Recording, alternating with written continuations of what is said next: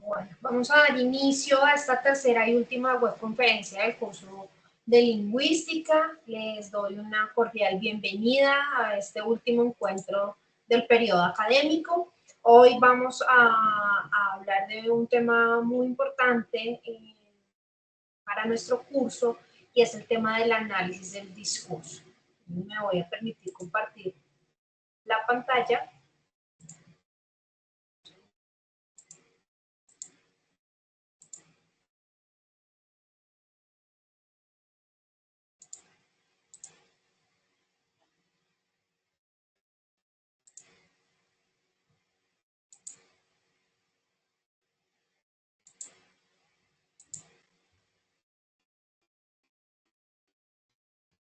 Bueno, entonces como les decía, hoy vamos a abordar el tema de la actividad número 4, de la fase número 4, que tiene que ver con el análisis del discurso.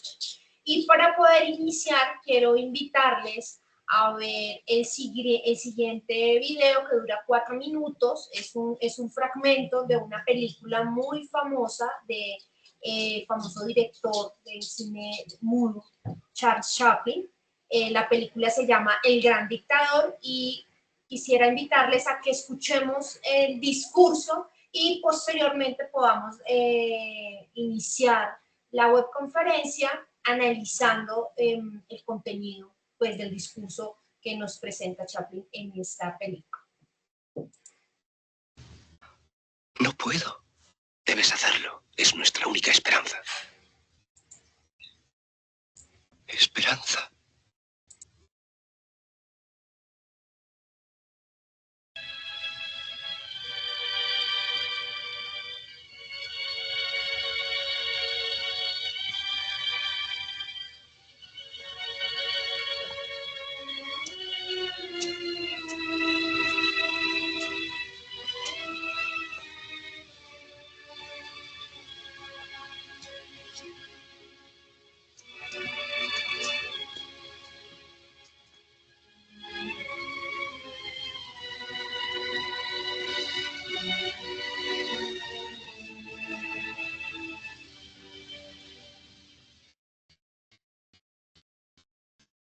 Lo siento. Pero yo no quiero ser emperador. Ese no es mi oficio.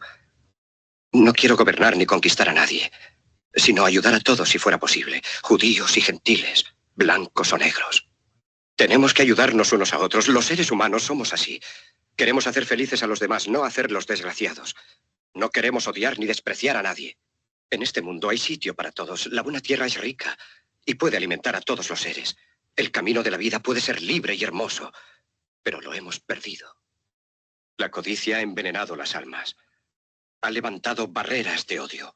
Nos ha empujado hacia la miseria y las matanzas. Hemos progresado muy deprisa, pero nos hemos encarcelado nosotros. El maquinismo que crea abundancia nos deja en la necesidad. Nuestro conocimiento nos ha hecho cínicos, nuestra inteligencia duros y secos. Pensamos demasiado y sentimos muy poco. Más que máquinas, necesitamos humanidad. Más que inteligencia, tener bondad y dulzura. Sin estas cualidades, la vida será violenta. Se perderá todo. Los aviones y la radio nos hacen sentirnos más cercanos. La verdadera naturaleza de estos inventos exige bondad humana.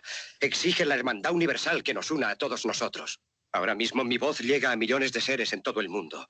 A millones de hombres desesperados, mujeres y niños, víctimas de un sistema que hace torturar a los hombres y encarcelar a gentes inocentes. A los que puedan oírme les digo, no desesperéis. La desdicha que padecemos no es más que la pasajera codicia y la amargura de hombres que temen seguir el camino del progreso humano. El odio de los hombres pasará y caerán los dictadores y el poder que le quitaron al pueblo se le reintegrará al pueblo y así, mientras el hombre exista, la libertad no perecerá. Soldados, no os rindáis a esos hombres que en realidad os desprecian, os esclavizan, reglamentan vuestras vidas y os dicen lo que tenéis que hacer, que pensar y que sentir. Os barren el cerebro, os ceban, os tratan como a ganado y como a carne de cañón. No os entreguéis a estos individuos inhumanos, hombres máquinas, con cerebros y corazones de máquinas. Vosotros no sois máquinas, no sois ganado, sois hombres.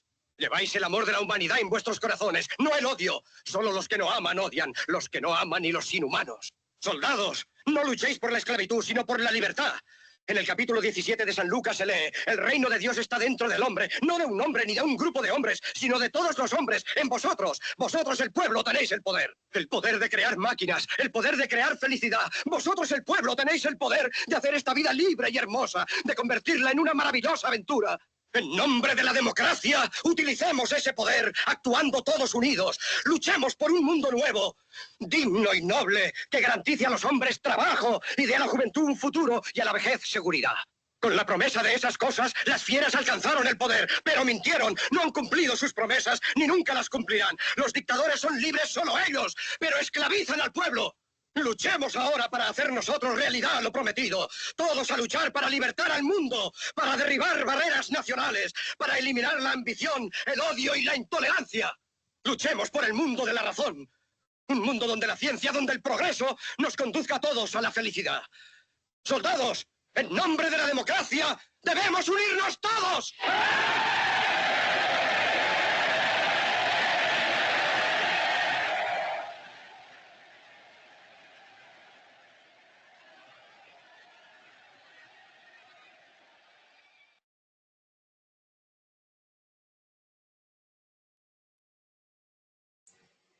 Bueno, entonces yo quisiera preguntarles si ustedes saben a qué época de la historia hace referencia esta película y en el marco de qué momento de la historia se hace la película y el discurso. Joan. Buenas tardes, profe. Profe, no sé, pero a mí yo creo que fue como en los años 40 o 50, diría yo. No sé si estoy en lo correcto. ¿Y qué te hace pensar que fue en esa época?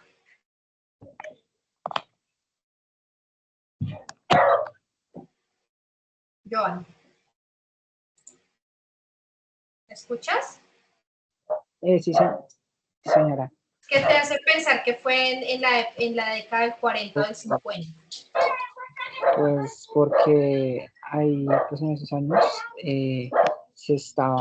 no se estaba iniciando la lingüística y porque pues se ha iniciado desde hace mucho rato, sino pues porque ahí se está desarrollando gran parte de este tema de la lingüística. Yo, yo creo que es por eso, profesor, no sé si está correcto o equivocado. Bueno, pues debo contarte que esta película fue lanzada en la década del 40, en plena Segunda Guerra Mundial, ¿sí?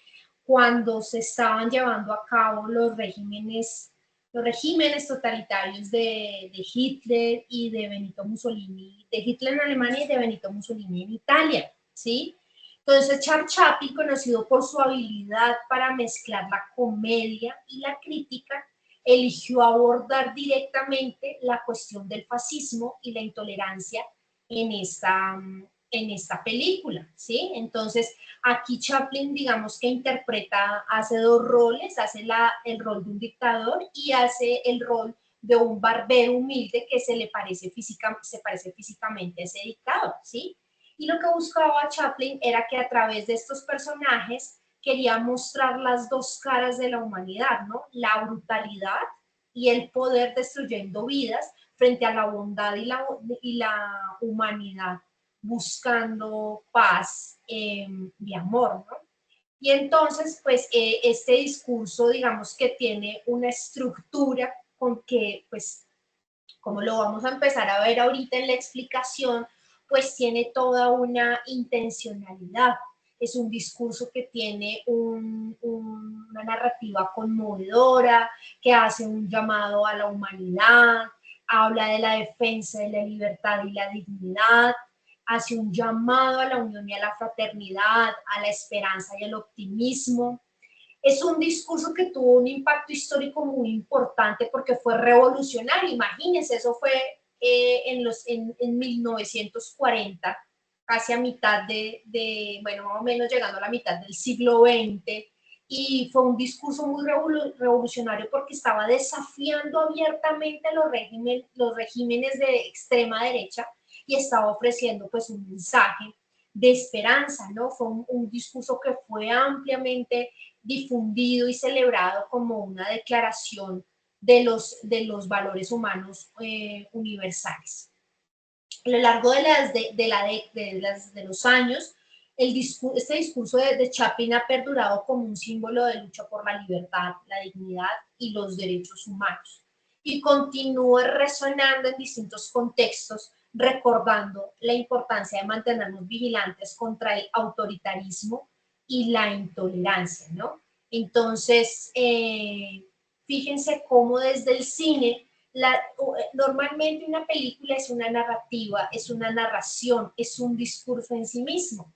Y para la época, este fue un discurso, tanto la película como el discurso en sí mismo que se presentó en el marco de la película, fue un discurso que pues, fue bastante revolucionario para su época, que desde el humor, desde el sarcasmo, pero también desde este discurso conmovedor, hacía un llamado a la humanidad a seguir buscando la bondad y la esperanza, ¿no? Entonces, pues por supuesto que tiene y tuvo mucha repercusión en términos de pues, el efecto que el mensaje de la película desde el cine pudo llegar a generar en una época en la que se encontraba el mundo en plena guerra. Bueno, entonces, el lenguaje no solo representa la realidad, sino que también la construye.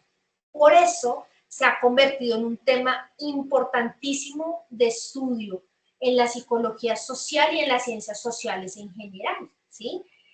La perspectiva discursiva aborda el lenguaje como un objeto de estudio en sí mismo, ¿sí? Centrándonos en el uso del lenguaje en nuestra vida cotidiana para explicar, para argumentar, para referirnos a acontecimientos, entre otros. El discurso se trata como una forma de abordar los aspectos constructivos y productivos del uso del lenguaje en contraposición a considerarlo solo como la descripción o la representación del mundo. Cuando nosotros nos expresamos, a la hora de expresarnos, de hablar, estamos reflejando toda una cantidad de cosas, de cómo entendemos el mundo, de qué conocemos del mundo, de cuál es nuestra posición frente al mundo. Entonces, por eso es muy importante la perspectiva discursiva en el estudio del lenguaje. El lenguaje proporciona categorías y términos para interpretar el mundo, impregnados de valores sociales e históricos, alejándose de la visión del lenguaje como simple comunicación, como el instrumento o la herramienta que nos permite establecer una interacción con una o con varias personas, ¿no? Una definición operativa del discurso lo describe como una serie de significados, imágenes, historias y afirmaciones que colectivamente producen una versión específica de los acontecimientos, ¿sí? El discurso conforma los objetos de los que hablamos, siendo un marco interpretativo muy importante que da sentido a las palabras mediante usos lingüísticos, valores, imágenes y afirmaciones, ¿cierto? Entonces, por supuesto que el contexto histórico en el que damos un discurso, como el discurso que acabamos de ver en la película, en un momento y en un contexto histórico particular de guerra, en donde prácticamente esa confrontación entre países, pues de alguna manera estaba generando una sensación de desesperanza en la humanidad. Y este discurso que Chaplin incluye en su película, pues justamente es un llamado en ese momento a pensarnos desde la bondad, desde la esperanza. Desde la perspectiva discursiva, los discursos sobre la globalización no son simples creencias individuales, sino formas de dar sentido al mundo que moldean la comprensión colectiva de este fenómeno. Entonces, por ejemplo, hoy en día, cuando nosotros hablamos de la economía, cuando hablamos de las formas de trabajo, cuando hablamos de las dinámicas sociales, por supuesto, estamos dando allí o estamos expresando o estamos manifestando, la forma como cada uno y cada una desde su perspectiva individual le da sentido al mundo, ¿no? Entonces eso es bien, bien importante. Bueno, ahora vamos a tener aquí algunas definiciones de varios autores que han hablado de el tema del discurso, ¿no? Entonces, inicialmente, Parker, en 1992, definió el discurso como un sistema de afirmaciones que construye un objeto. Esta visión enfatiza cómo el discurso construye entidades o realidades mediante afirmaciones, ¿sí? Posteriormente, Iñiguez y Antaki consideran el discurso como un conjunto de prácticas que mantienen y promueven ciertas relaciones sociales. ¿Sí? Entonces, un poco como que sigue allí anclada la idea del discurso y el uso del lenguaje en términos de esa función social. El lenguaje como una herramienta, un instrumento que nos permite expresarnos, ¿no?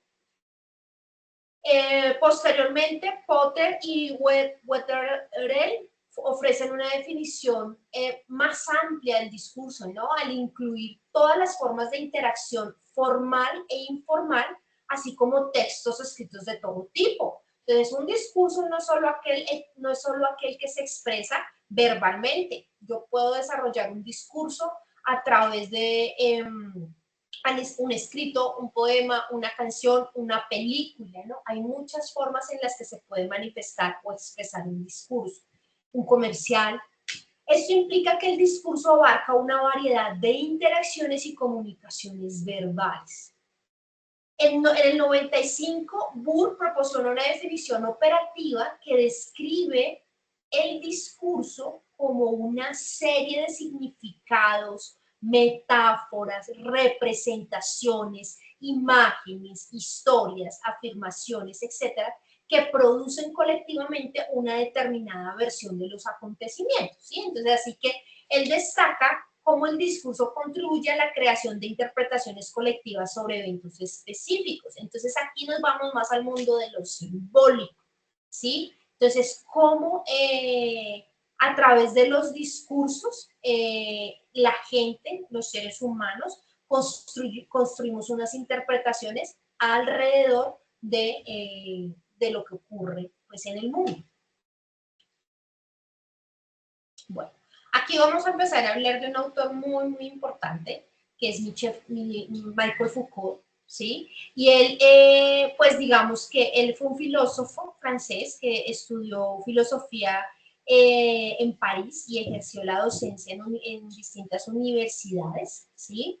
Él desarrolló una importante crítica al concepto del progreso de la cultura, al considerar que el discurso de cada época se articula alrededor de un paradigma determinado y que por tanto resulta incomparable con el discurso de los demás, ¿sí? Casi que lo que él dice es que el discurso va a depender del contexto histórico.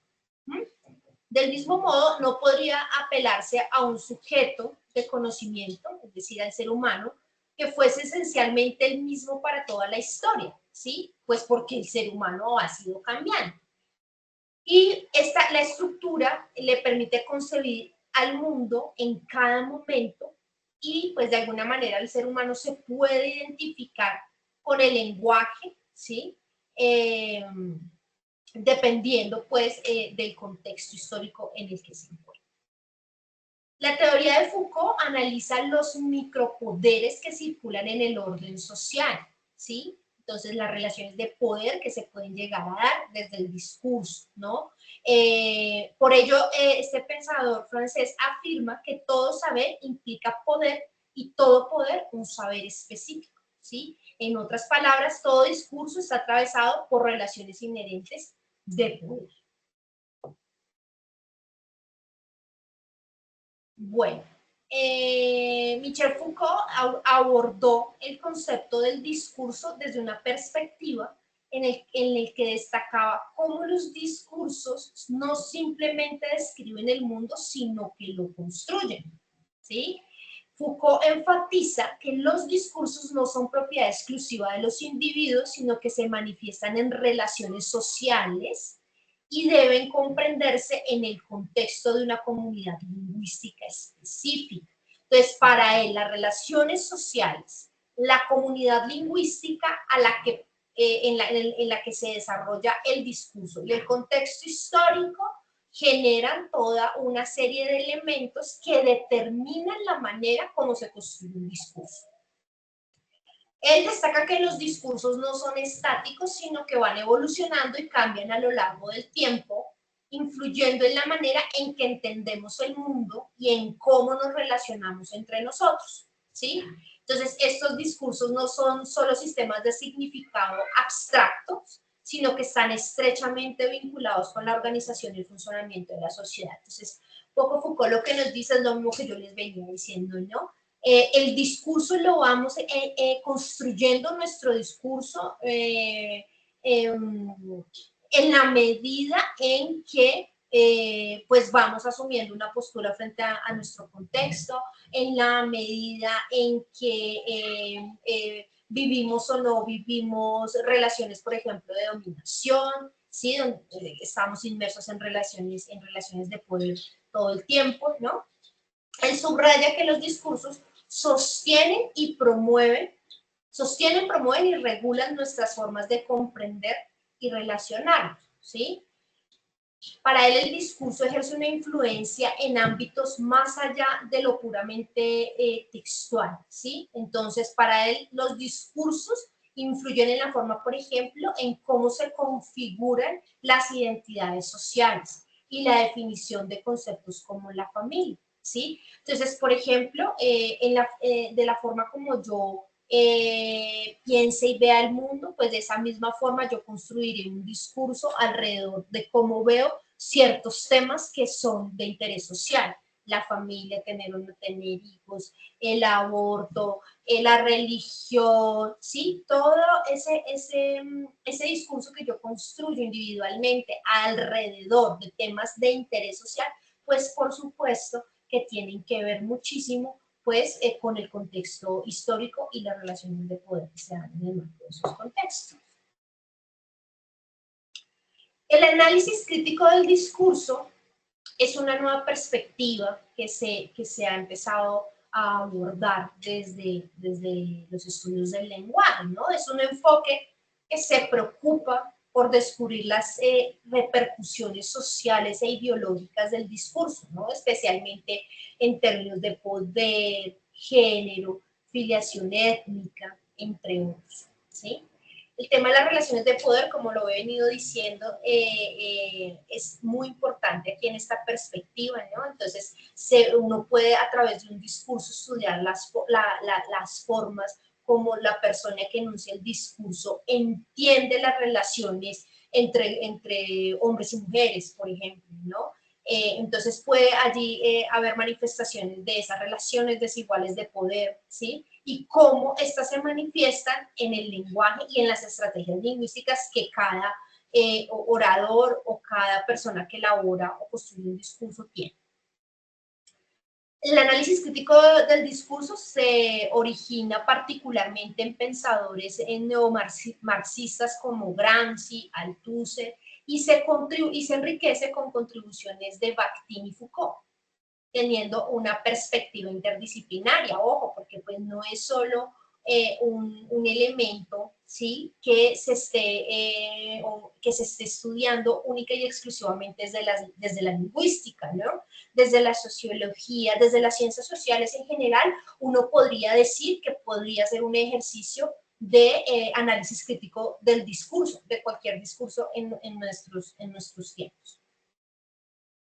El objetivo del análisis crítico del discurso es buscar hacer evidente lo implícito o lo escondido en el discurso, ¿no? Centrando la atención en esas estrategias de poder, manipulación y legitimación con relación a los problemas sociales que se están dando en ese contexto histórico específico.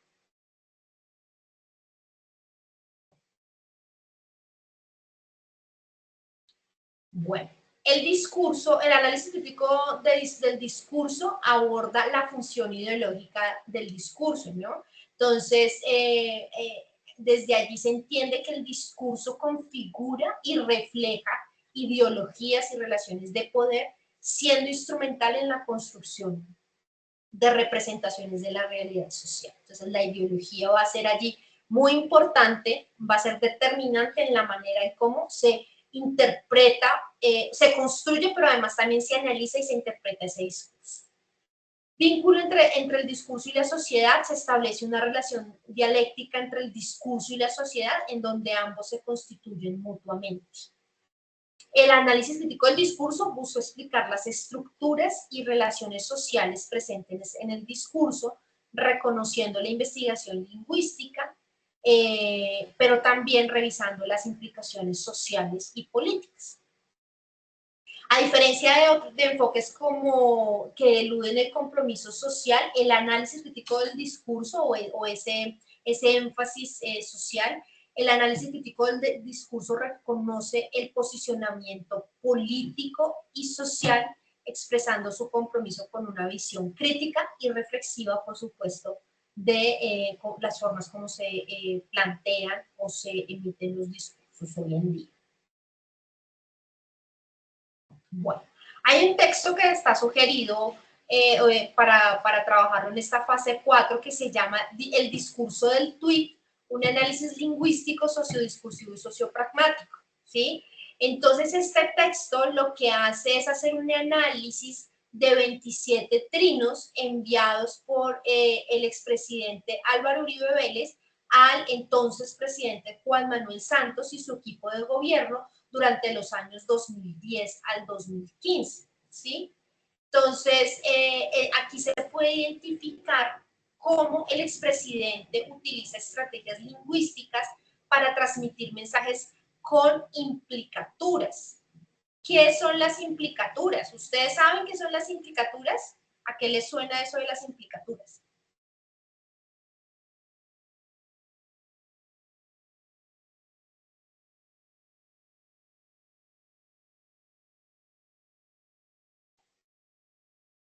¿Ni idea?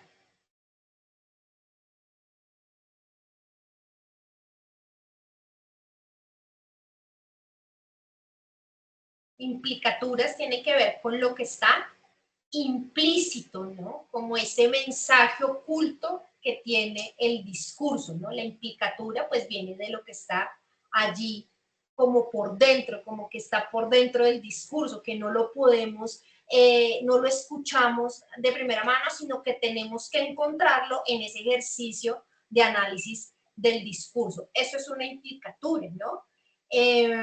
Esos significados adicionales más allá de las palabras literales, ¿no? Entonces, en este documento lo que se analiza es cómo en el discurso de esos 27 trinos de Uribe, por ejemplo, se destaca el uso de la primera persona del plural, ¿no? Por ejemplo, usar nos duele, ¿no? La primera persona del plural. Busca, entonces, dice el texto, solidaridad con el pueblo colombiano y critica la gestión gubernamental del entonces presidente Santos frente a la violencia en el país, sugiriendo una imagen de Uribe como un protector o salvador de los intereses del país. ¿Sí? Otro trino que se analiza es uno que dice, abro comillas, todo lo contrario de aquello que se decía como ministro de Defensa y candidato, cierro comillas, 20 de mayo del 2012. Entonces, ¿cuál es la implicatura o el mensaje allí oculto? Entonces, dice el texto que aquí Uribe lo que insinúa es que el presidente Santos actuaba de manera opuesta a sus posturas previas como ministro de Defensa y candidato. Sin expresarlo directamente, sugiere una discrepancia en la conducta del presidente. Entonces, digamos que aquí ya nos empieza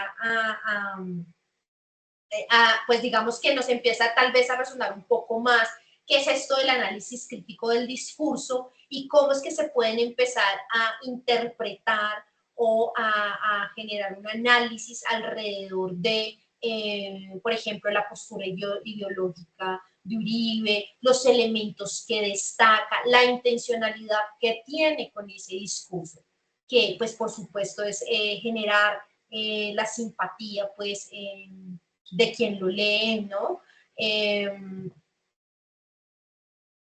Aquí en otro trino encontramos uno que dice, comillas, presidente Santos miente, jamás le recomendé un ministro, febrero del 2013, 9 de febrero del 2013. La implicatura acá es, al negar haber recomendado a un ministro y acusar a Santos de mentir, Uribe da a entender que el presidente está difundiendo información falsa sobre él. Implícitamente sugiere que el presidente está manipulando la verdad, ¿no? Estos ejemplos muestran cómo Uribe utiliza estos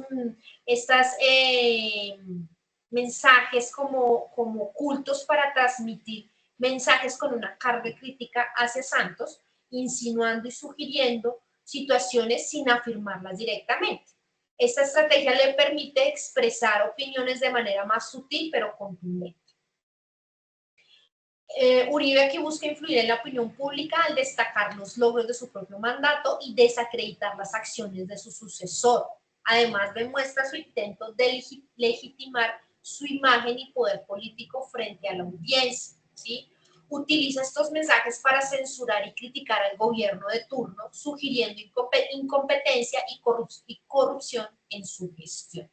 Entonces, si nos damos cuenta en este escrito, en este texto que está allí, quise como traer algunos apartados porque me parece muy importante que cuando ustedes vayan a hacer su ejercicio de análisis crítico del discurso, sea cual sea el discurso que ustedes seleccionen, puedan hacer un ejercicio similar, ¿no?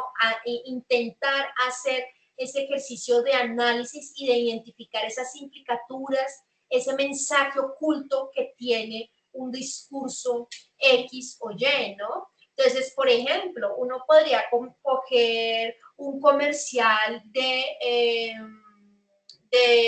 materiales de implementos de aseo en donde normalmente se muestra a una mujer haciendo las labores del aseo en la casa, ¿no?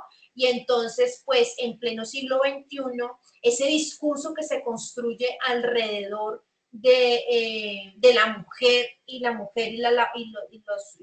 oficios de la casa, pues, digamos que sí cuestiona un poco en términos de que, pues, hoy en día la mujer es mucho más que hacer las labores o hace mucho más que las labores de la casa, ¿no? Entonces uno podría empezar allí a generar una reflexión y empezar a identificar esas implicaturas o ese mensaje o esos significados que hay ocultos alrededor de ese discurso que contiene X o Y comercial, por poner un ejemplo. Se puede hacer desde un comercial como se puede hacer desde un discurso político.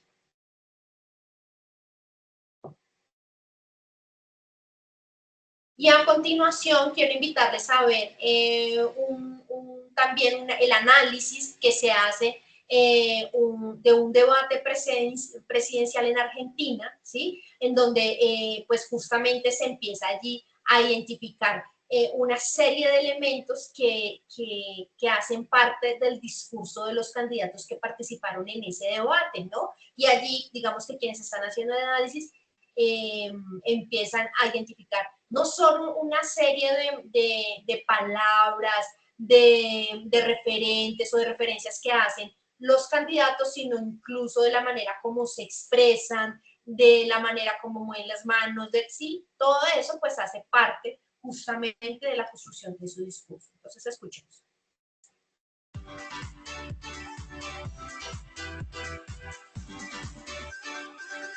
Se viene todo un bloque sobre el debate, pero está aquí Góngora, Silvana Stabieli, nuestra especialista en palabras, porque un debate, según la Real Academia Española, es una discusión, ¿no? Sí. Una discusión se hace con palabras. Se hace con palabras. ¿Se hace? ¿Está bien dicho que una discusión se hace? Sí, se mantiene. Se genera. Es la palabra la que es la dueña de la discusión en algún lugar. ¿Una discusión siempre es con polémica? Una discusión siempre es con cruce, no necesariamente con polémica, que no es lo mismo. Ustedes van a tener un bloque entero de debate y bueno, si es el puntapié inicial, lo que me gusta que los tres podamos hacer acá es mirar una parte, darnos el lujo de mirar una parte que tiene que ver con ¿Cómo se presenta uno para hablar en público? ¿Cuál es el etos discursivo que uno arma? ¿Cuál es la imagen discursiva? Se llama así, el etos discursivo, el perfil discursivo que vos armás para tratar de convencer, de conseguir, básicamente de lograr alguna reacción por parte del auditorio. El arte de la erística. Y en gran medida ganar discusiones. Ganar discusiones, o por lo menos, no, esto es lo más importante, no pasar inadvertido, porque lo peor en un debate es no haber causado ningún efecto. De los efectos, vos podés generar adhesión, vos podés generar rechazo, podés crítica, cercanía o lejanía. Pasar inadvertido es problemático, porque eso es frío. Vamos a mirar, ¿saben qué elegí? Elegí las 6 presentaciones de los candidatos, porque el único momento en que ellos pudieron hablar libremente es este. Bueno, hay mucho texto en la pantalla, pero hay algunas palabras que vamos a destacar. El presidente Mauricio Macri empezó hablándole a los argentinos. Tuvo un detalle particular, que es que saludó a todos los que estaban allí, y a la facultad. Pero saludó a sus compañeros y los llamó compañeros. Compañeros de debate. Compañeros de debate, pero compañeros. Eligió eso, no dijo a los otros candidatos. No, él eligió decir... Pero una palabra peronista. Vamos, por eso nosotros estamos para poner pin, ese tipo de cosas. Y después empezó a armar 2 tipos de metáforas. Por un lado nos habló de lo que habíamos vivido los argentinos hasta ahora, como la metáfora de la proeza argentina. El esfuerzo, arrastrar problemas por décadas, los argentinos... Tuvimos que luchar, tuvimos que tratar de avanzar sobre eso. Y ahora lo que queda, él abrió una segunda instancia, que es una instancia de futuro, y armó la idea de continuidad juntos. Esa es la idea que él trató de armar. Sin embargo, hay una cosa interesante para decir. ¿Por qué eligió la palabra problemas? Los problemas son algo que podemos tener todos y los podemos resolver. La crisis cambia el tenor de la situación. Bueno, el presidente eligió hablar de problemas, los problemas que tenemos que hacer, y recurrió como figura retórica, además de la metáfora de la proeza que habíamos hecho hasta ahora en los primeros años de gobierno. Ahora lo que viene, él fue hacia la analogía. Él dijo, como yo en Buenos Aires logré algo que parecía imposible, la analogía es esta figura retórica con la cual uno maneja lo similar. Entonces, ahora necesito un nuevo tiempo de este nuevo periodo de mandato para lograr lo que parece imposible. La pregunta es, ¿lo que parece imposible qué es? Todo puede ser, termina diciendo él. ¿Es ganar las elecciones o salir de los problemas? Elige tu propia aventura. Yo creo que en este caso es... Muy bien. Vamos a Alberto Fernández. Sí. A ver. Alberto Fernández empezó, no saludó, sino que agradeció 2 veces, y los que estábamos mirando, o sea, su auditorio, está en la palabra allí. Toda la fuerza del relato de lo que armó el candidato Alberto Fernández está puesto en una paradoja. Él eligió la paradoja como figura retórica. La paradoja es interesante porque tenía un elemento muy importante, que era tener a Scioli sentado en la platea, y entonces dijo, la paradoja, primero hay que explicar qué es. Es un recurso que es tomar algo contradictorio y que la consecuencia de esto sea lo contrario a la lógica. Es como la pobreza de la riqueza del avaro, la pobreza del avaro que tiene riqueza. Bueno, acá la figura era el que mintió está sentado en el sillón presidencial, y el que dijo la verdad está sentado en la platea. Claro. Lo que él arma en esa paradoja... Por Daniel Scioli, ¿no? Por Daniel Scioli. Y tenía una apoyatura no verbal que era poder mostrar que la platea... O sea, lo que pasa que el símbolo, lo que vos elegís para encarnar casi como significante del contrapunto frente al que mintió, tiene que poder esgrimir mucha verdad, ¿no? O sea, tiene que estar dotado de mucha verdad, ¿no? Digo, en cuanto a la operación retórica, lo que haces, ¿no? Como operación retórica es decir que sos eso. Después, el candidato Alberto Fernández empezó la frase que seguía diciendo, yo soy la verdad. Así que, como operación retórica, él, digamos, estaba cerrada. Después, nada de esto tiene que ver con el efecto que te provoca. Con la realidad. Lo que llamaba Schopenhauer, que es la erística, ¿no? Vos podés, claro. Un libro de estrategias para ganar una discusión, aunque no tengas razón. Y lo que dice Carolina es interesante, porque si te falta una pieza, se vuelve todo un tembladeral. Claro. Esa operación retórica con esa continuidad está totalmente cerrada. Igual que pasó en el caso de Macri. Lo que viene después, ahora vamos, porque tenemos que pasar por 6, chicos. Vamos al tercero. Bueno, lo que viene ahora, Nicolás del Caño. Nicolás del Caño. Bueno, es un video de 15 minutos, solo quería que viéramos el ejercicio comparativo de análisis del discurso que la señora hace frente al debate de los candidatos entre los que están Macri y Alberto Fernández. Y entonces ella habla es de una composición retórica, ¿no? Entonces el uso de figuras literarias para convencer a través del discurso. Lo que ella nos dice allí, a ellos no les importa si realmente esto está generando un efecto o si están mintiendo o no están mintiendo. Allí lo que ellos quieren es ganar en términos del discurso ese debate, ¿no? Y entonces analiza cómo uno utiliza la metáfora como su figura retórica central y el otro utiliza la paradoja. Pero además también empiezan a identificar esas implicaturas, ¿no? Esas conexiones entre esas figuras retóricas y otros elementos, ¿sí?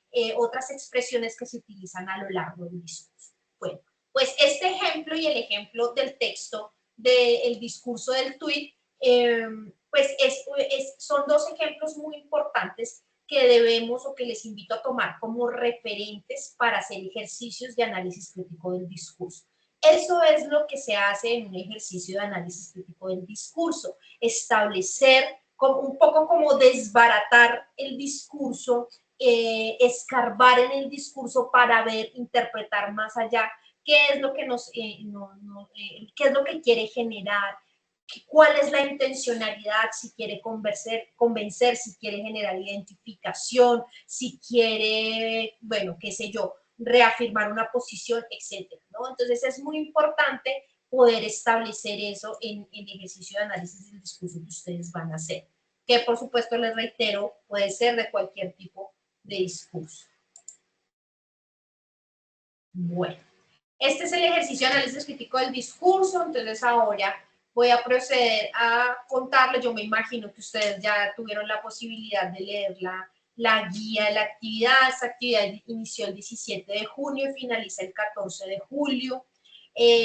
Lo primero que debemos hacer es leer el texto Comunicación y Discurso, Perspectiva Discursiva, de la página 90 hasta la 101. Posteriormente leer análisis crítico del discurso como una nueva perspectiva. Yo les di elementos de los 3 textos y les compartí de eso. Aquí está compartido en la web los 4 materiales bibliográficos que están en la guía, ¿no? Entonces, digamos que un poco también para facilitar el ejercicio de comprensión del tema, pero la idea es que ustedes también puedan profundizar en la lectura de los textos y revisen con mayor profundidad el video, porque aquí yo presenté 5 minuticos del video, el video tiene 15 minutos. Luego de que revisen el material, ustedes deben contestar la siguiente pregunta en el foro, ¿no? ¿Por qué se dice que el discurso no solo describe el mundo, también lo construye? Y planteé un ejemplo basado en su región o país, ¿no? Eso es en el foro, y recuerden que se califica la participación en el foro. A partir del material, análisis crítico del discurso, una nueva perspectiva, responder por qué el análisis crítico del discurso es un instrumento que permite estudiar las problemáticas sociales y construcción de ideologías a través del uso del lenguaje. Entonces, importante, para cada respuesta deben escribir un párrafo de mínimo 5 líneas de forma coherente, cohesionada y basándose en el material bibliográfico. Las respuestas se deben escribir directamente en el foro. Luego deben realimentar o retroalimentar alguna de las participaciones de sus compañeros de grupo. Este comentario debe propender por la reflexión y el aporte conceptual por parte del estudiante. Luego, ustedes deben revisar el material del discurso del tuit, un análisis lingüístico, sociodiscursivo y sociopragmático, y visualizar el debate presidencial en análisis de las palabras que eligieron los candidatos. A partir de ahí deben escoger un discurso contemporáneo relacionado con temas o problemáticas sociales de su región, pueden ser noticias, debates presidenciales, comerciales, canciones, campañas publicitarias, campañas políticas, publicaciones en redes sociales, etc. Tomando como ejemplo los materiales bibliográficos, deben realizar un análisis crítico del discurso de la temática elegida, el cual debe contener lo siguiente. Primero, título y contextualización del tema elegido, breve descripción del tema abordado en su análisis, si contiene imágenes, videos, debe compartir los enlaces, ¿no? Entonces, si es un comercial, pues compartir el enlace del comercial. Si es un video de un discurso, pues el discurso. Y si es un discurso escrito, pues entonces el discurso escrito. Análisis de la perspectiva lingüística. Todo lo relacionado con el significado de las palabras según la intencionalidad implícita o explícita. Entonces aquí vamos a identificar esas implicaturas. Signo, significado, significante, símbolo. Análisis perspectiva sociodiscursiva. Todo lo relacionado con el contexto en el cual se desarrolla el discurso y se influencia en el objetivo de este. Entonces el contexto histórico es muy importante. Entonces, por ejemplo, en el análisis que se hace de los tweets de Uribe, pues por supuesto que el contexto histórico es muy importante porque no es un análisis de los tweets de Uribe siendo presidente, sino de Uribe siendo expresidente y atacando a quien fue su ministro de Defensa y posteriormente pues llegó a ser presidente de la República también, ¿no? Entonces el contexto es muy importante. El análisis sociopragmático, ¿no? La intención comunicativa que tiene ese discurso, lo que desea obtener como acción o pensamiento del público. Debe contener una conclusión. Este ejercicio es de máximo 2 hojas sin contar portada e introducción y bibliografía. Es decir, sumando esas otras 3, sumaría 5 páginas. Puede realizar la estructura del análisis en una tabla o matriz según lo vea conveniente para el desarrollo y entendimiento propio. El documento, el discurso del tweet es un referente y solo debe tomarlo como ejemplo para el desarrollo de su propio análisis crítico del discurso. Es un ejemplo, no es para que lo copien y lo peguen, ¿no? Recuerden el uso correcto de la redacción y la ortografía, usar normas APA y que todo el material que no sea de su autoría pues esté debidamente referenciado, ¿no? Entonces pilas pues con el tema de no citar correctamente normas APA porque a veces les marca ese Turnitin altísimo y es porque no han citado bien o porque están copiando y pegando de cualquier lado la información, ¿no? Tengan presente que el Turnitin también identifica cuando se copia y se pega de la inteligencia artificial, tengan eso también muy presente. Y ya pues en el entorno de evaluación deben compartir el documento, deben compartir la portada, la introducción, respuestas a las preguntas planteadas, a las 2 preguntas que ya les leí, el desarrollo del análisis crítico del discurso y la bibliografía. Esa es la actividad de la fase número 4. No sé si tengan preguntas, dudas, inquietudes, comentarios, sugerencias, quejas o reclamos. Este es el momento para que levanten la mano y me cuenten.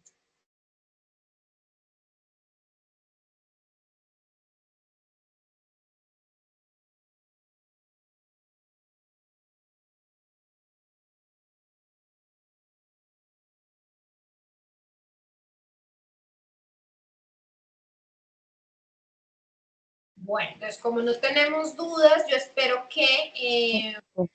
Solo tengo una pequeña duda nomás. Dime. En el tema de la retroalimentación, cuando retroalimento a mis compañeros, ¿hago mi retroalimentación y espero retroalimentación de mis compañeros o solo hago la mía? No, haces la tuya. Lo que pide la guía es que tú retroalimentes. Pues la idea es que, pues por supuesto, todos puedan participar para que tengan a quien retroalimentar. Si eventualmente, porque sé que puede llegar a pasar, nadie participa, pues tú lo que pones es en tu trabajo es, o sea, tú pones como tu participación. Yo lo que normalmente sugiero es que pongan la captura de pantalla de lo que pusieron en el foro, ¿sí? Y, por ejemplo, ponen su participación y una nota que diga para que la tutora cuando esté calificando sepa, ninguno de mis compañeros participó, por lo tanto no pude desarrollar la retroalimentación, porque recuerden que la rúbrica se está evaluando esa participación en el foro. Entonces es muy importante que ustedes que pongan las capturas de pantalla. Hay veces ponen las preguntas, pero entonces eso los pone a nosotros, seguimos hasta el foro a revisar, muestra a ver si sí contestó allá, o no participan y ponen las preguntas en el trabajo, pero la guía claramente dice que las preguntas se deben contestar en el foro. Entonces, muchas veces se les valen, pero no se les puede valer el puntaje máximo, se les pone una valoración más bajita porque claramente se pedía que esas respuestas estuvieran planteadas en el foro. Entonces, eso es muy importante que lo tengan. ¿Alguien más tiene preguntas?